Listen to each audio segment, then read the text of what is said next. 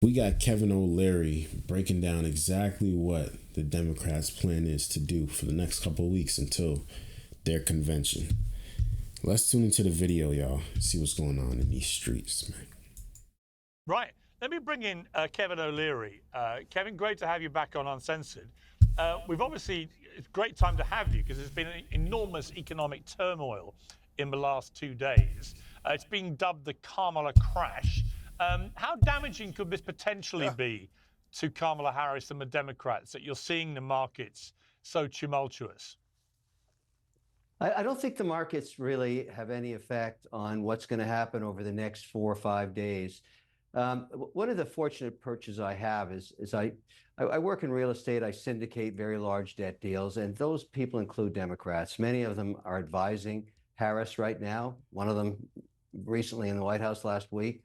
And I've worked with these people for years. So I try and keep my toe in both ponds because the money isn't really political. It looks for the path of least resistance. And I'm happy to finance with a Democrat or Republican or an independent.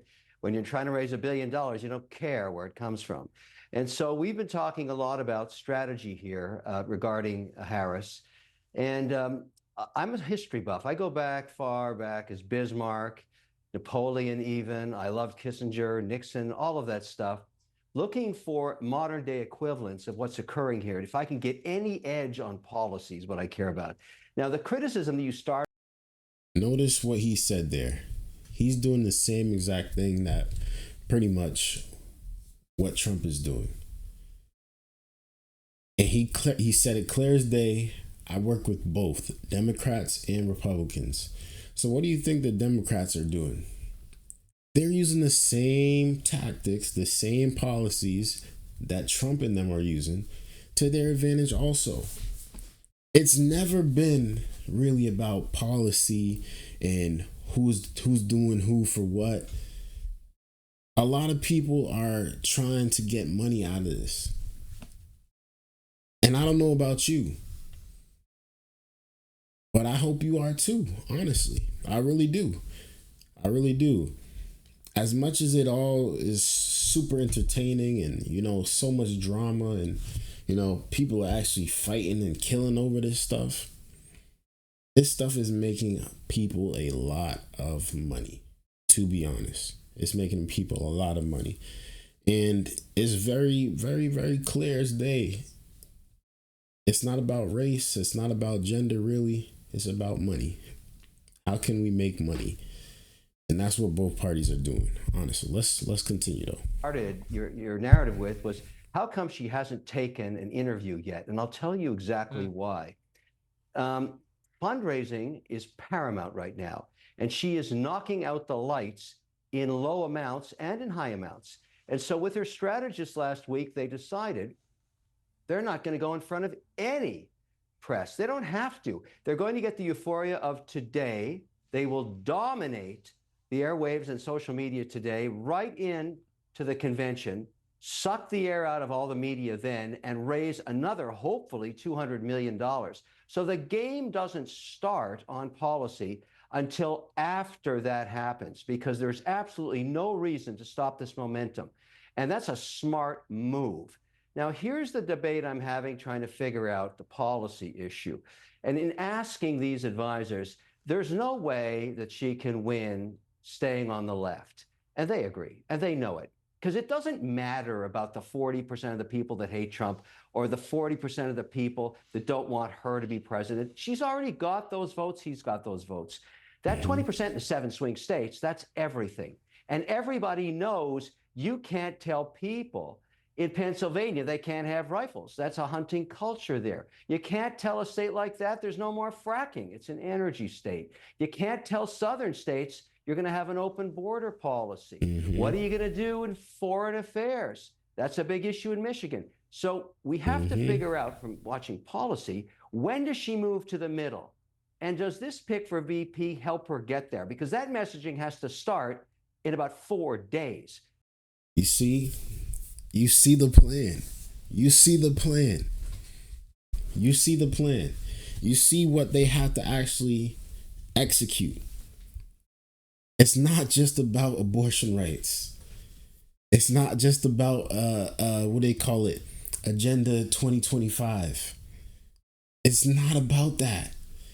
It's about how can they get the vote? How can they get the policies that the people in those specific states? There's a lot of states are turning red because of the stuff that she is doing. Let's just make it clear. A lot of stuff. A lot of states is turning red. But it makes sense. It makes sense to now why she is not taking any interviews, because she really doesn't know. She did not know. She's thinking, oh, we got the women's vote. We're good. We broke Zoom.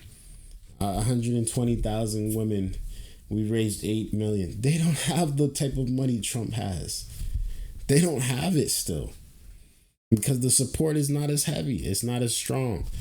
But we'll see how the policy plays out for these specific states.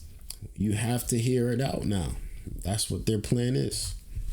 Because right now, Trump and his team are painting her with such a radical brush that's damaging in the swing states, and it can't go on forever. So she's balancing. Do I keep raising money, or do I get myself into a policy debate on the air on a national network? And I think money first, always money first in politics. Suck every drop, ride the euphoria, then let's deal with this move to the center.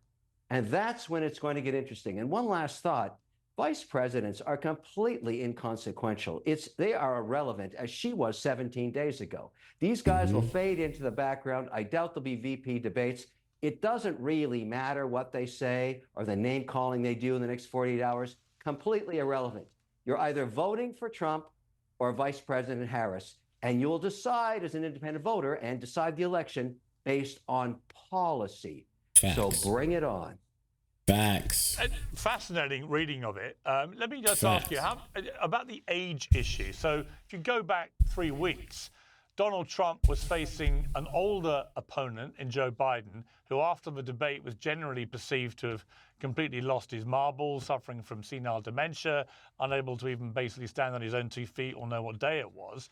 That's a much easier proposition than suddenly facing a young, dynamic, or much younger, dynamic black woman, albeit he's raised questions obviously about whether how she views herself in terms of her heritage. But Trump seems to be attacking this new age issue by going very youth, and I use that spelling Y-O-O-F. And there's a clip from a podcast he did yesterday with a guy called Adine Ross, where he actually starts dancing. Let's take a look.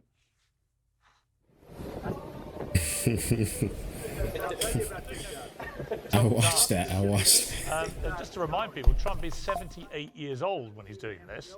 But it hasn't stopped him. And there he goes. I mean,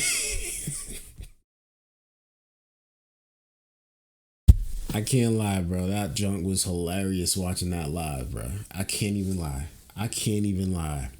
That junk was hilarious. Trump's dance moves is crazy. His dance moves is crazy. They made a whole TikTok about that. They got a whole TikTok dance now, just Trump dance move. It's crazy. But man, let me know y'all thoughts about this down in the comments below. I'd really like to know y'all thoughts. I think that we are about to see, it is go time for the Democrats. Like, they don't know, they got to get it together, because Trump already has been talking about policy for a minute now. And y'all should keep trying to bring it to the race card. He's spitting facts, and people are liking what he's saying, and they know it. So Kamala Harris does have to step it up. I'm excited for what the next minus 90 days has to go. Let me know y'all thoughts. It's your boy Dgotsauce, man. Until next time, peace.